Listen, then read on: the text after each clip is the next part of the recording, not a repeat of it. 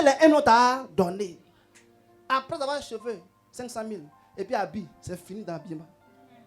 Maintenant, on dit, ma fille, et le commerce, papa, le Saint-Esprit à l'œuvre, la prophétie à l'œuvre, rien. Rien à l'œuvre. L'argent t'a donné, fait commerce, tu as tout bouffé. C'est pourquoi il y a moins d'entrepreneurs chrétiens.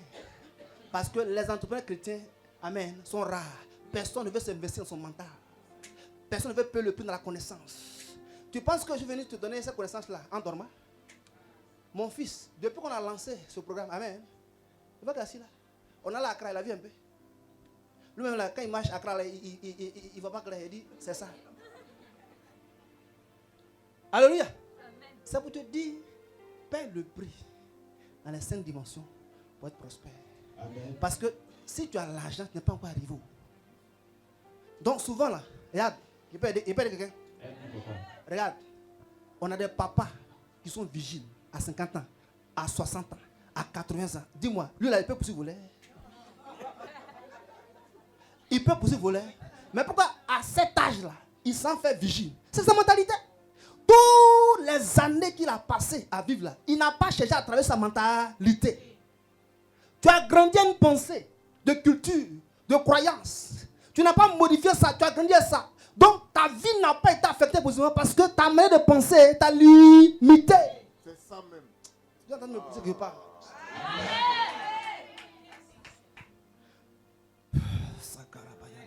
Yes. Je vais te montrer. Allons. Matthieu 16, verset 26, rapidement. Matthieu 16, 26, rapidement, s'il vous plaît. Le verset 26. Oui. Et que servira-t-il un homme de gagner tout le monde? Que servira-t-il un homme de gagner tout le monde S'il perdait son âme? S'il perdait son âme. Ou que donnerait un homme en échange de son âme? Et que donnerait un homme en échange de son âme? Voici le business de Satan. Et l'argent.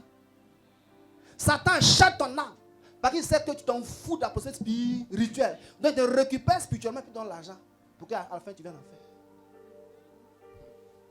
Donc quand tu t'en prends chez ta maman pour aller faire, pour aller faire quoi? Pour aller faire fêter l'argent là. Tu as vendu, amen, ton âme spirituellement. Maintenant tu as l'argent physiquement. Mais spirituel, ton spirit là c'est géré par Satan. Donc on te dit il ne faut pas dormir de telle à telle heure. Si tu dors de telle à telle heure, les conditions pour que l'argent continue quoi, à couler là. Si tu as... Or, Satan sait que les conditions, tu ne pourras pas tenir pendant longtemps. Tu vas quoi? T'oublier. Et puis ça va arriver. Mais Dieu va te bénir dans des conditions comme ça? Est-ce que Dieu va te rendre prospère financièrement pour dire qu'il ne faut pas dormir à minuit? Jusqu'à 4 h du matin? Or, c'est l'heure pour se reposer. Donc, on dit que c'est vrai qu'il y a un homme de gagner tout le monde s'il perdait son âme. Tu peux avoir l'argent et perdre ton âme. Donc, ce soir, ce n'est pas d'abord l'argent qu'on parle de prospérité. Ça parle quoi d'abord? Ta vie spirituelle. Une vraie prospérité démarre par une prospérité spirituelle. Acclame le Seigneur. Amen.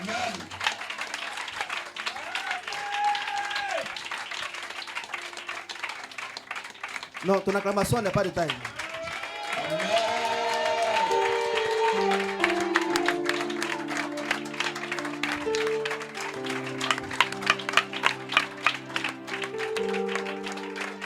On peut pousser? On peut pousser? On peut pousser? De pousser? Si je ne pousse pas, je vais laisser partir. De pousser? Mais je ne t'entends pas.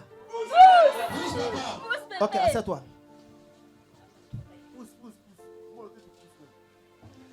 Lisons Matthieu 19, verset 16 à 29. Qui a lu l'histoire où Jésus a dit il est difficile et riche de rentrer au ciel? Qui a lu ça? Amen. Mon fils, vas-y, faut lire. Et voici un homme s'approcha et dit à Jésus, Oui. Maître, que dois-je faire de bon pour avoir la vie éternelle? Il lui répondit, pourquoi m'interroges-tu sur ce qui est bon? Oui. Un seul est le bon. Si tu veux entrer dans la vie, observe les commandements. Si tu veux entrer dans la vie, fais quoi? Observe les commandements. Si tu veux entrer dans la vie, fais quoi? Observe les commandements. Oh, la vie s'appelle du paradis. Amen. La vie s'appelle du royaume de Dieu. On dit si tu veux appartenir au royaume de Dieu, tu vas avoir ton ciel clair. Il faut quoi? Observer quoi? Les commandements. Observer quoi? Les commandements. Or, ta vie spirituelle ne peut pas s'opérer sans les commandements. Ce sont les lois de Dieu que tu connais, que tu observes, qui établissent ta vie spirituelle. Donc il dit, si tu veux entrer dans la vie, alors observe le commandement. Pourquoi Jésus dit, si tu veux entrer dans la vie? C'est-à-dire que c'est toi qui décides d'entrer ou pas. Amen. C'est ça même. Donc c'est toi qui décides d'être pauvre ou riche. Donc les commandements sont là. Si tu les appliques, tu seras riche. Si tu ne les appliques pas, tu seras pauvre. Donc c'est toi qui décides. Donc la prospérité de Dieu est un choix. Ce n'est pas une obligation. Dieu ne te force pas à être riche, mais il désire que tu sois riche. Continue mon fils. Lesquels, lui dit-il. C'est ça. Et Jésus répondit, tu ne tueras point, oui. Tu ne commettras point d'adultère, oui. Tu ne déroberas point, oui. Tu ne diras point de faux témoignages, oui. Honore ton père et ta mère. Tu vois? Vas-y. Et tu aimeras ton prochain comme toi-même. Tu vois, c'est comme il dit là. Ça parle de la vie spirituelle. Reviens au verset 19. Reviens au verset 19, 18. Donc, Jésus, celui qui a posé la question dit, Jésus, Amen. Comment, de quel commandement tu parles? Tu parles de quel commandement? Il dit, bon, je vais te résumer le commandement. 1. Tu ne tueras point. Or, il y a des gens qui ont l'argent mais ils tuent. Et quoi? Ils tuent. Donc, si tu as l'argent pour tuer, ton argent ne vient pas de Dieu. Ok. Il y a des gens qui commettent adultère. Ça là, c'est championnat. Alléluia. Depuis que tu as eu l'argent, tu as laissé la femme de jeunesse pour aller prendre d'autres femmes. Actuellement, là, c'est en vogue. C'est quoi? En vogue. Comment quelqu'un qui a souffert depuis des années, aujourd'hui dit non, je ne l'aime plus, j'aime quelqu'un d'autre. Qu'est-ce qui s'est passé? Dis-la. Dis-la. Donc, si cette personne avait une vie spirituelle stable, tu penses qu'il va laisser sa femme de jeunesse pour aller prendre d'autres femmes? C'est ça qu'il s'agit. Ok. On dit comme point d'adultère. Ensuite, on dit quoi? Tu ne déroberas point. Écoute-moi. Tu as une fois vu quelqu'un qui a l'argent, qui n'aime pas donner. Mais les gens qui ont l'argent ne sont pas prêts à donner. Parce que pour eux, donc ça va finir. Donc, quand ils ne veulent pas que ça finisse, ils ne sont pas prêts à donner. Ça, c'est un. De deux, la ligne qui sont tissés pour l'argent, là, dit qu'il ne faut pas donner aussi à quelqu'un. Une personne qui est bénie selon Dieu, son argent va vers les autres. Amen. Mais quand tu vois la personne qui a l'argent, mais n'est pas prêt à donner, son argent ne vient pas de Dieu. Donc, tu ne dérabes point.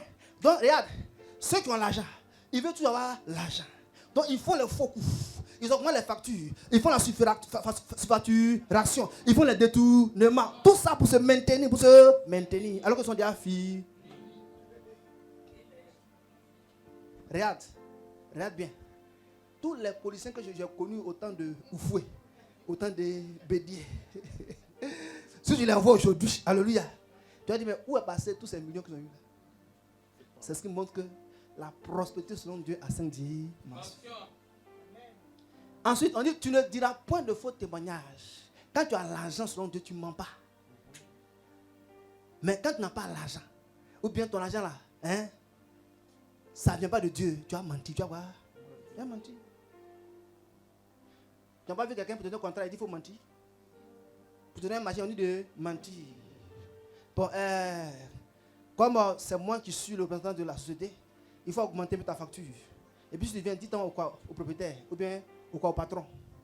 C'est mensonge. Au-delà, beaucoup de gens mentent pour avoir marché. Alléluia. Mais, c'est un mensonge.